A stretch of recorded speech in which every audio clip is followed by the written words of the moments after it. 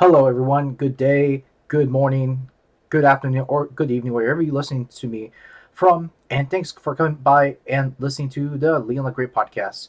As always, I am back with episode 259 here.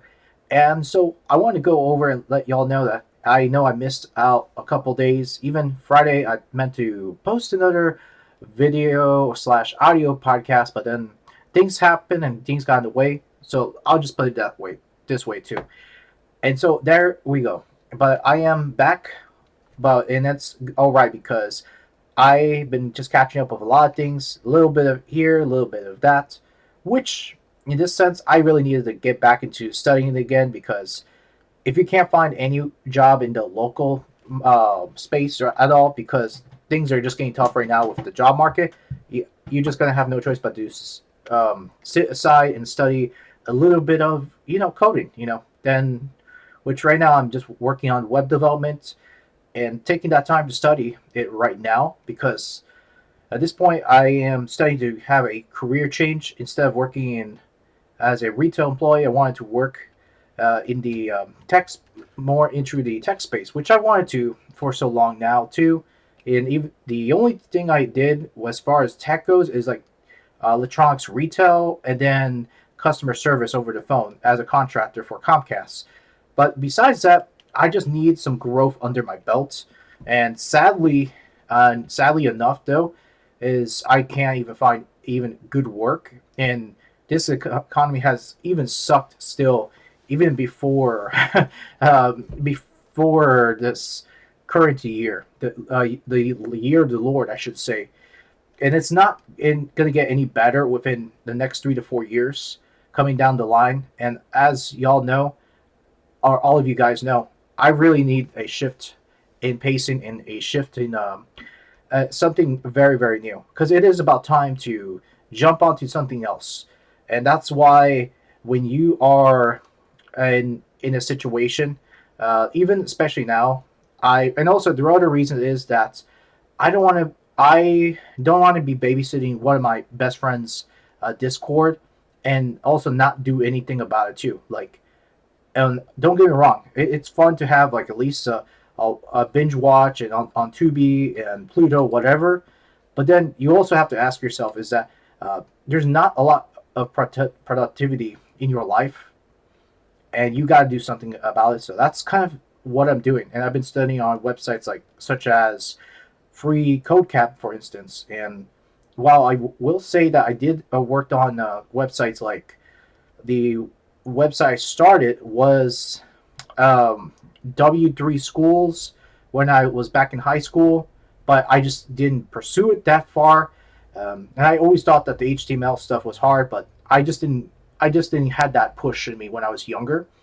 And then in my 20s, I didn't start it to study through code, or was it code camp? No, Code Academy. Code Academy was great for what it is, which I have to say, one of the things I love about Code Academy is it was a good start, and they have tons of things that you study on by yourself. But there are paid options. It is optional, but I just said, you know what? I didn't like the explanation to Code Academy, but then from that point, I said I will come back to it until I get a lot better. We'll see.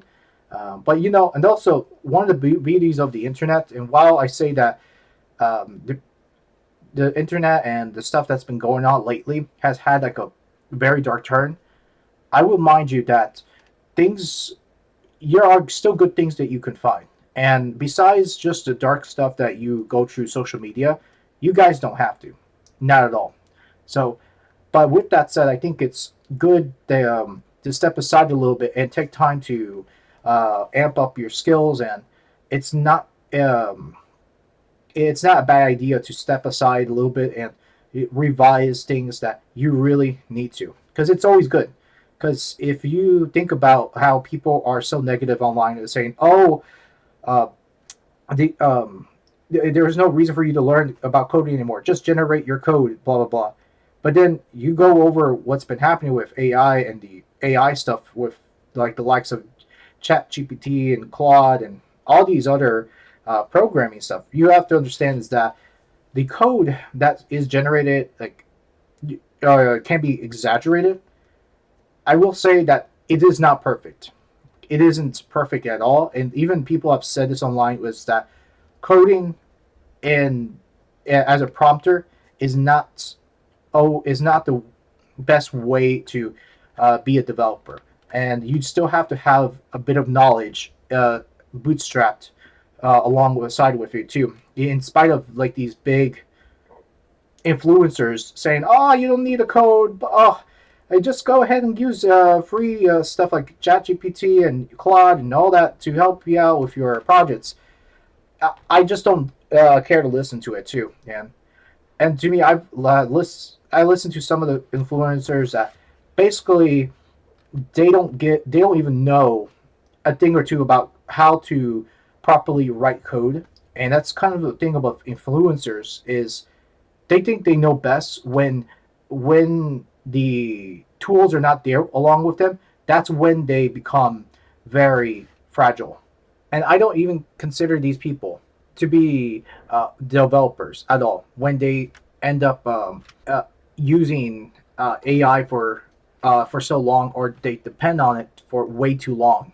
So for me, I don't consider these people developers because they're not really developers at heart at all. Because they're really these people are AI prompters, and that's the bottom line. When I find these people are just very much frauds. I'm sure you may have just built that website alone, but don't you think that there are tons of flaws with the even with AI alone?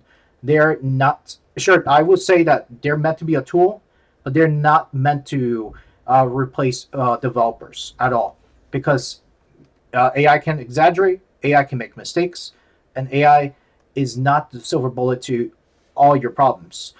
And that's why you got to review your code carefully. And coming from someone that I've been studying for about a couple days now, for almost a whole week, I can tell you by experience is that uh, anyone can make mistakes, including AI. And that's why it's important to review your things, review your writing, because you got in order for anyone to write well, you have to learn how to read code, and then you will end up or eventually learning how to write code fluently too, and that's the way to do it. I have a very strong opinion when it comes to laying out my 2 cents over, and not many people care about this, or they'll end up easily dismissing what I have to say. But eventually, it will get through some people when they depend on it way too much on AI. It makes them look really dumb at the end. But again, my personal opinion alone.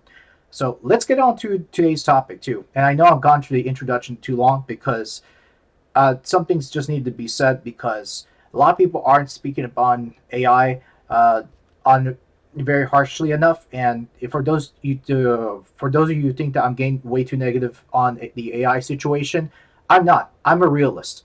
I don't want to be using things that wouldn't really benefit me for the long term. And someone like myself that loves tech, no, thank you. I care less about AI, and AI has never been something that's or generative AI, which should say, because I have to make the context clear. Because if you think that AI is all magic, forget about it. It's not all that magic to begin with. I mean, it has the creation has to come from something. There's no way that AI can be built out of nothing. I mean, first of all, who made AI in the first place? Humans like us. And the thing about it is, as us like humans, is that we built this stuff in order for computers to work or for robotics to work, and that's the way it goes too. So, anyways, let's get on to the topic right there, because I know one of the big stories that's been going on this week, which I have to say there's been good stories and fun stories that I've been uh, just been picking up, and one of the big stories that this week. In fact, today there's been an announcement last 12 hours from now. So the big story is Apple, and Apple's Tim Cook. Tim Cook has been running the show on Apple for 15 years, and this I mean, a lot of outlets are talking about this right now, and 15 years is quite of a long stretch for a CEO, and I would say it's probably the average time span for many CEOs to be running as a CEO, and I think it is Tim's Cook time to kind of go at this point. And Tim, I would say as someone that did a few things okay, but personally when Steve Jobs died, pretty much Steve Jobs picked Tim Cook as his replacement. And for that, I don't think that he was best as running as the CEO because right now Apple hasn't been shaping up too well as of recently for the last few years, and also this um, their market share. I would say that I was going to say it's been tanking under Tim Cook, but I mean so far if you look at the markets on on any financial page, I mean it's been going okay. I mean it's not the strongest shares that we've seen on Apple, but it's been doing decently. But so going over on the article I'm reading on BBC right now, which says new era as Apple names new boss to replace Tim Cook after 15 years. Tim Cook has named John Termes as its new chief executive to replace Tim Cook, who is stepping down after 15 years of leading the technology giant. Termes, the current head of hardware engineer, who has been at Apple for 25 years. Ooh, that's a long time.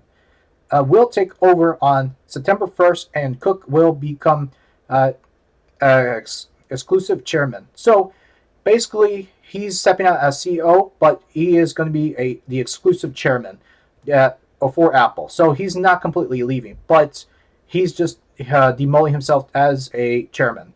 So that's kind of the story that I'm understanding right there too. So not completely resigning Apple, but just resigning as the CEO. Tim Cook has been chief executive of Apple since 2011. After co-founder Steve Jobs resigned for health reasons shortly before his death. Cook will stay as chief executive through the summer to work with Terminus on the transition, after which he will assist with certain aspects of the company, including engaging with policymakers around the world. Cook's decision to step away from the chief executive role follows months of speculation that Apple, which has just celebrated its 50th anniversary, was looking for a successor. And also, in this point right there, I do think it makes a lot of sense, especially marking. First of all, it's Apple's 50th anniversary, and that's. I mean, Apple has been around. I mean, quite as long, so it makes sense for him to step down because of that. And plus, I think Tim Cook just wants to do something different at this point. Yeah, I sort of get right there. That's happening at the same time, and he describes the job as the greatest privilege of my life. During his tenure, he led the company to become one of the most valuable in the world. In 2018, Apple became the first public company to be valued at 1 trillion. $1 trillion, and it is now worth 4 trillion. Cook described Turnus as a visionary, exclusive with the mind of an engineer, the soul of an innovator, and the heart to lead with integrity and honor. He is without question the right person to lead Apple into the future, Cook added. Turnus emerged as the favorite to replace Cook last year after another longtime executive, Chief Operating Officer Jeff Williams, left the company. During his quarter century at Apple, Turnus has worked on essentially every major product the company has released, including every generation of the iPad, many generations of the iPhone, in the launch of the iPods, AirPods. I mean AirPods and the Apple Watch. Oh, okay, he's been around quite a bit too. He also oversaw the transition of Mac computer successors from Intel to Apple's own silicon. In a statement on Monday, he referred to Cook as his mentor. I am filled with optimism about what we can achieve in the years to come, Turnus said. And that's okay. So I want to just go ahead and stop the read right there because I know it is a quite a long read, and put it right there though. So John Turnus is going to be the CEO on September 1st of Apple. Now I always look up back and think, is there going to be a very much of a major change with Apple when he steps in? I'm not sure. I mean, he knows about hardware, John Turnus, and if that turn does make like, oh, who knows, a 180 shift. And what I think about this is that he'll probably do something that Tim Cook hasn't come up with too. And I would say, and do with a little bit of Tim Cook's small credit, I will put, is that he brought in the Apple Watch, but I just don't think the Apple Watch was a major um, a major hardware game changer at all. Now, not the, in my view right there too, but if John Turners can come up with something innovative and get Apple going until the next couple years, we'll see how things will shape up. Because right now, Apple, I mean, I would say it's just been just dipping a bit too, and I haven't purchased an Apple. Goodness gracious, for how long? I would say the last time I purchased one was in 2020, and yeah, it was, or take that back, 2019, during before the pandemic actually. But now I think about it too, of how long I've had that hardware. I remember having the hardware, or the iPhone, the what was it, iPhone SE, and the batteries. Oh gosh, the batteries doesn't really hold up well, and my view is just, it's just not great.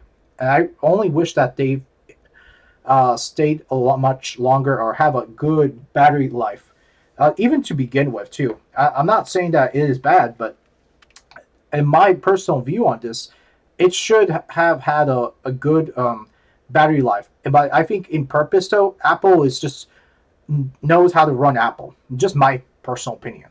And to me, and also the phone size, we haven't seen much changes on the phone size except like the megapixels and how far it can stretch on the numbers, right? And how clear it can. Right now, I don't see the maximum performance on cameras. I mean, I feel that we already peaked well with cameras at this point. That I just don't think a lot of people care about the products too. And so far, there's been a better smartphones that have done similar things with Apple, but in fact done things that have stretched even further too. I mean, we've seen the phones, the regular phones becoming more of a phablet, basically a mix between the phone and a tablet together. That's almost outstretches your hand, and I'm just saying right there, because there's not much of a difference of the phones right at this point, because now you have phones that are over 5 inches, and they're quite big too. But now, unless if you have big hands and as able to use a big phone like that, probably there are people like that too, and there are consumers that do want big phones. But right now, Apple has to kind of step up and say, what can we do to make things right? I mean, so far, Apple have, in their credit right now, have brought back eGPUs into the Apple ecosystem too, as of recently. And honestly, that wouldn't even I wouldn't even go back with Apple just for the eGPUs, because if, let's say, if Apple made like the Apple hardware, like let's say they brought in options where their Apple towers, it gave you the option to make made it much more customizable, or have internal GPUs embed, you can just install right there. I would give Apple that. But to me, Apple's only of the business of productivity and all that stuff right there too. And I know, and also the other criticism I would put down is that a lot of critics have said that they've been lagging behind of the AI sphere, and they've only been using products, borrowing Google's Gemini products onto their Siri, which honestly, I don't think Apple at that point they were really caring about chasing the AI, chasing AI like most companies have for the past few years too. Because Apple, that wasn't Apple's priority to be chasing the AI bubble, right? And that was in their respects, they haven't chased that because I don't think that was their big that was not in their big agenda to follow up on AI too. Because look, as long as they're making money on their products, I just don't see why Apple should really care at that point. Because this is a company that's trying to stay afloat and not trying to follow trends like the rest of every tech company doing what they've already been doing for the past couple of years. And in their respects, I would say they didn't have to do that at all. And because if you look at Microsoft has just been dipping lately, and right now the market share of Microsoft has been they've I would say that now with people buying the MacBook Neo, and so far they've been selling pretty well. Like the MacBook Neo costing just $600, which by the way, not bad in comparison with previous price points of Apple's 10 or what was it? No, $1,000 laptops. You, I know not everybody's going to be able to afford $1,000 off the bat, but if you look at the Apple Neo, I mean, a lot of people have given good praise on the Neo. And first of all, it's small, and it reminds you of the old school laptops that Apple have. I don't know, well, like they have brought in a few years ago. Where if you look at Apple 1278 models, which by the way, I still have the model today, and I don't use it today or not much at all because it is running on an Intel processor, and first of all, the laptop is slow, so that's why I gave up on that laptop over for a Lenovo laptop, which that's what I currently use as my daily driver. And so right now I'm all Linux all the way. But then you look at Apple, it's like okay, they're probably doing something well right now, and even then, with people leaving the whole Microsoft, or I should say Microsoft ecosystem, people are just jumping to Apple between Apple and Linux ecosystem right now. Well, I mean, and what am I saying? Like the ecosystem on Linux, they're pretty much open source. While people are going over to Apple as of right now because they are just tired with Windows all right now, and that's why you've seen a dip in numbers where people are saying, okay, I'm just going to give Apple a try because I just can't stand Windows anymore. They've been bringing in updates that I know that it's not been running well on my PC or whatever too. But I've been saying this before on my channel. I'm not going to kind of reiterate what I've said in the past. But I think at this point, if things go well with Apple, we can see a resurgence with Apple once again. Who knows? I don't know how far, but right now I'm betting on Linux is going to be like the new way right now because with everyone jumping ship, including myself, because while I didn't have the major issues with Windows 23 H2, my bets was even back then I thought there wouldn't be no way I would stick with a ecosystem that doesn't treat their customers right, and they've been screwing customers, and even now they still continue to have update issues, and which by the way, speaking of update issues, I'm going to go over on the next story of a issue NASA had recently. Oh boy, you're going to laugh. Oh, just a second, too. For anyone that is hearing me right now, apologize for the issue with audio. And it looks like my default went from Samsung Q2U microphone to Logitech C930 audio. So that's why you hear a reverb on the back, and I didn't even notice it. But at this point, I'm pretty much far in the audio that I'm just not going to re-record everything what I've just said before. So at this point, I've already switched the settings to my Samsung Q2U But we're going to continue on with the podcast. So I'm not going to go through that trouble. So let's get on with that part. I wanted to mention something. And funny enough, I've seen a lot of issues with Windows. And one thing I've somewhat missed on this. And of course, some of you have heard about the whole NASA situation. What was it? Artemis 2 moon mission that just happened recently. If let me just take a look over here. Yep, that's right. So it looks like it was a space mission that just happened recently, and so it was Artemis 2 mission. Now, for those that are not space people or anything of that sort of matter too, but I follow the whole space thing time to time. Not always, but here and there too. So recently, I had just happened to find out that the they've had a computer issue while they were in space, NASA. So it was, I would say it was interesting. I mean, okay, they were on a mission up in space. Now, good thing is that the people that were in the mission, they were fine. Nothing really happened to them except the computer crash, and looks like they were going to remotely go over and check out the computer, but they couldn't even get in, or NASA couldn't even do a remote check on their computer because they were giving them like a blank screen. From what I've come to find out, I just like, man, Microsoft, how here you are, you screwed it up even in space. I mean, for me, it's just like, come on now, how bad can you screw up even in space?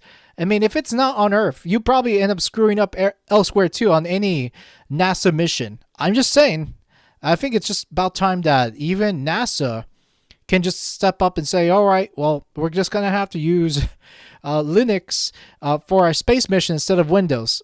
I mean, it's a better alternative, and I think it's even better right now than anything else. Or just use Mac. I don't know if Mac will be the right way, but still, I just think it's bad enough where even in a space mission, your computers won't seem to work. But apparently, people on board the space mission, they were all right. They came out fine. So all they had to do is probably just do a reboot, and things work out okay too. And I'm just saying, if things are just bad doing a space mission, God knows what else would have happened if things were really bad, and the lives of the crew. So I'm just putting it out there too, and that's why I mean, a lot of us have been saying or advocating at this point, come on, get on board with Linux or get on board with another operating system that will work out better. There are better alternatives than that crappy operating system that Microsoft can't even manage to get their shit together. I mean, it is really bad that a over a $3 trillion company can't even manage their code, not even in space. Oh my god. Whew. But anyways, I wanted to get on and just mention that real quick because it's just pretty bad when Microsoft can't even get things running, not in space. So moving on. Next story. And it looks like we have another country in Europe, the fourth country I've heard now as of the last few hours from now, after this publication, and it looks like this just came out today actually, April 21st. It came out 10:30 today, this morning, which is why Switzerland is moving away from Microsoft, and this is the fourth country that in Europe that's moving out of away from American technologies such as Microslop. We're going to get onto this article coming from news.az.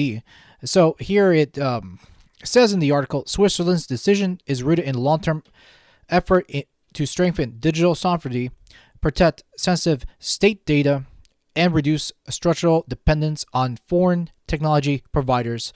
Authorities are increasingly concerned that relying heavily on a single global vendor creates strategic vulnerabilities, from data exposure risks to limited control over software development, updates, and pricing policy. The goal is not confrontation with Microsoft, but diversification and resilience.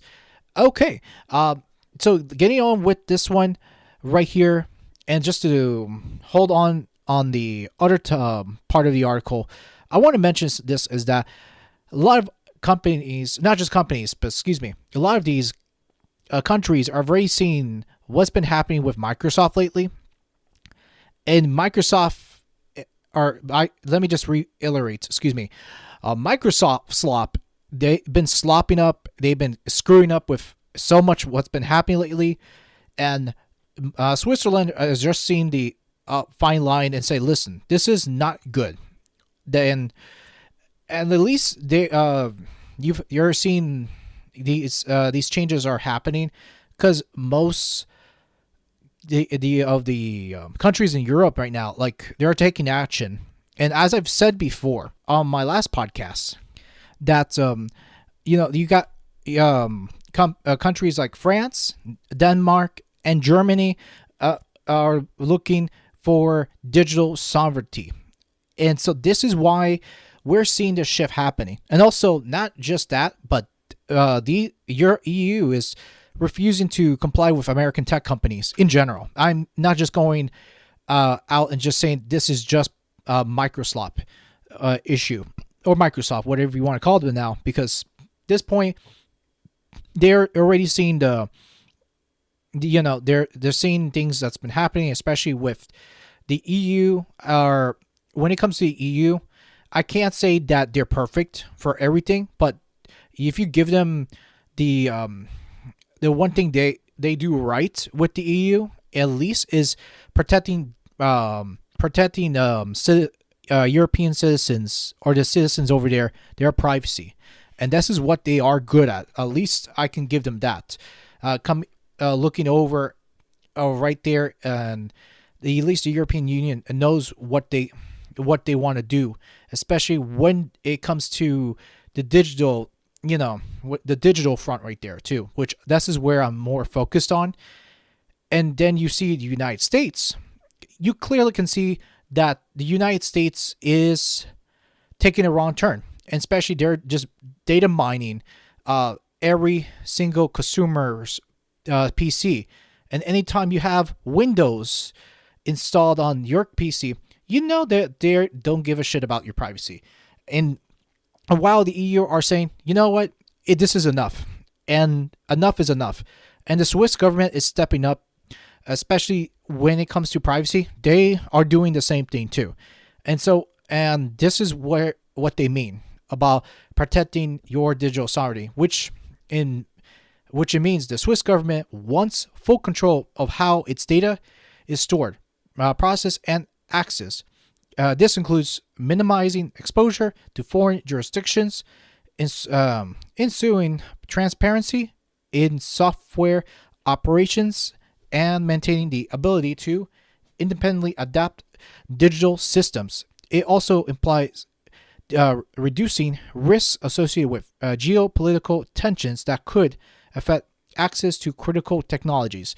And that's where the EU, and looking at on the Swiss government, while they're not part of the EU, they are a dependent nation away from the EU.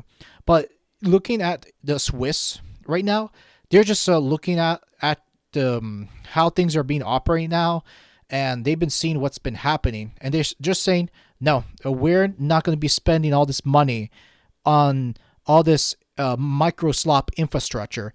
And it's just like, for one, it's like, why do they want to continue putting the investment on micro slop 365 office, which really doesn't make a lot of sense. For a country like Switzerland to be spending a whole lot on unnecessary resources on the workstations that they have. See, and that's where I look upon this right now too, is right now they end up losing more than they're gaining with Microsoft's products right there.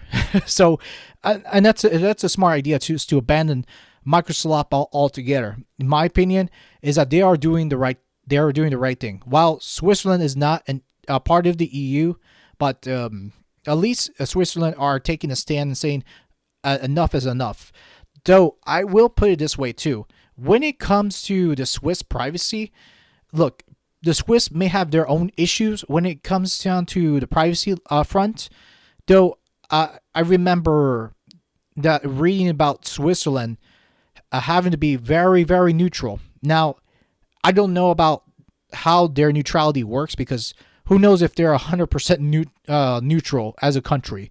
Because I remember the neutrality probably end up being swept away. Now, at this point, who knows? Because it looks like Switzerland and the EU countries such as France, Germany, and Denmark looks like they're already signing up and they're saying, no, we cannot tolerate this mess.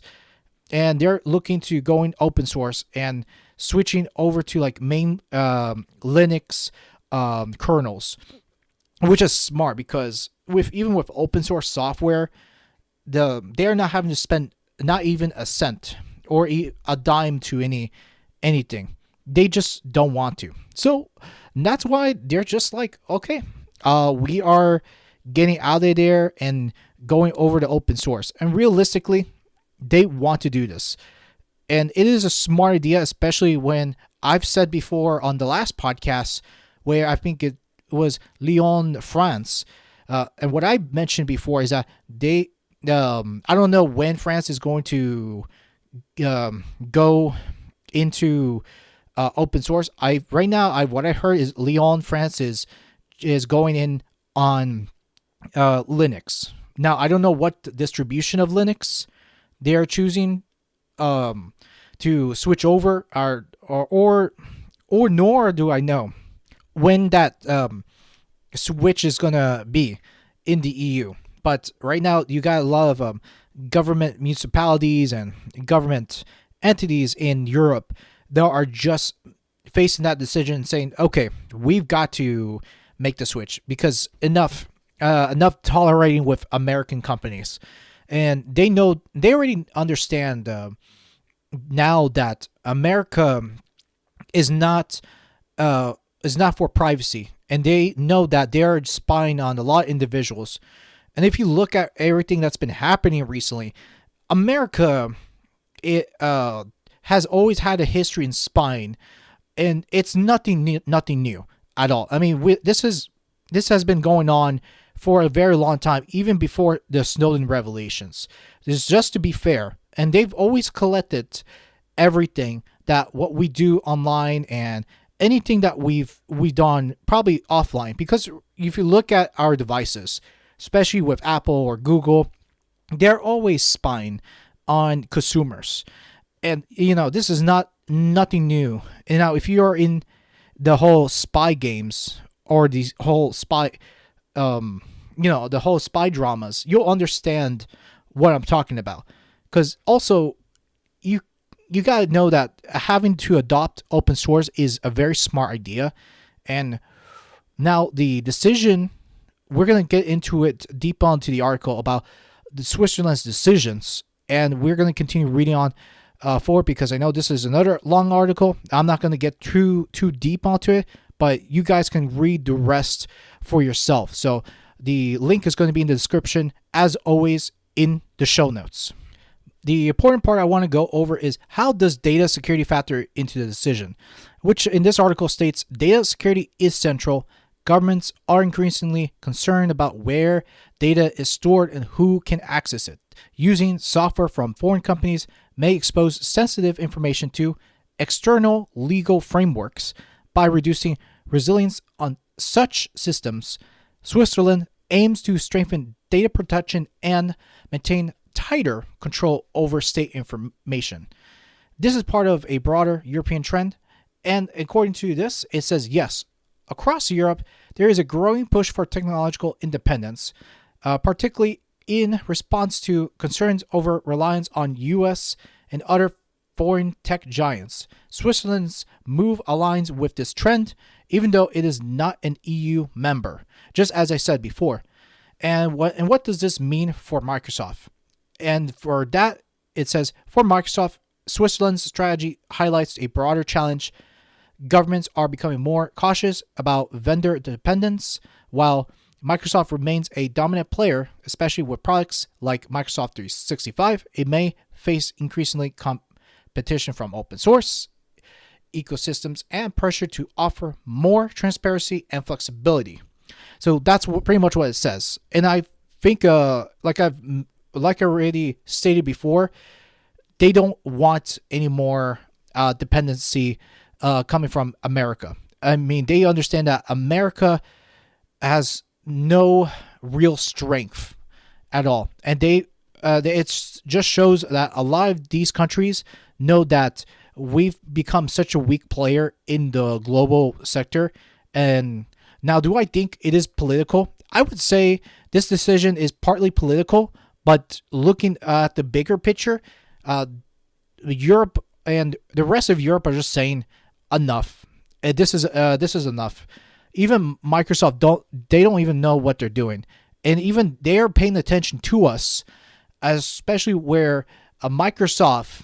And for those that don't know, Microsoft already gave the keys to the FBI, which means that it gives so much power to the FBI already that if you have, let's say, BitLocker placed onto your operating system, they can go over without a warrant and check what you have hiding there, which is a very much of a big privacy issue.